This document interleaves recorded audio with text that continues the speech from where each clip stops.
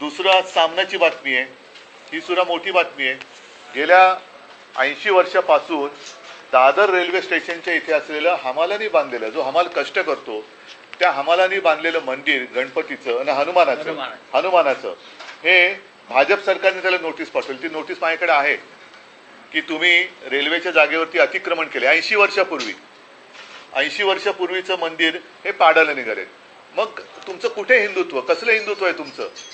आम्हाला तुम्ही जेव्हा प्रश्न विचारता तुम्ही हिंदुत्व सोडलं का, मग तुम्ही काय सोडलेलं आहे आत्ता?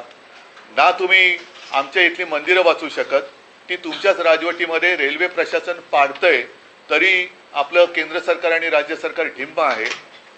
सिडकोच्या मंदिरावरती कोणाचा तरी डोळा आहे, त्या जमिनीवरती बांगलादेशामध्ये मंदिर जाळलं जाते, हिंदूंवरती अत्याचार होत आहे, तरीसुद्धा गप्प बसणाऱ्यांचं हिंदुत्व नेमकं त्याची व्याख्या आणि त्याचा आकार उकार तरी काय आहे, हे मला एकदा त्यांच्याकडनं उत्तर मिळायला पाहिजे. म्हणून मी आज तुम्हाला सगळ्यांना बोलवलं.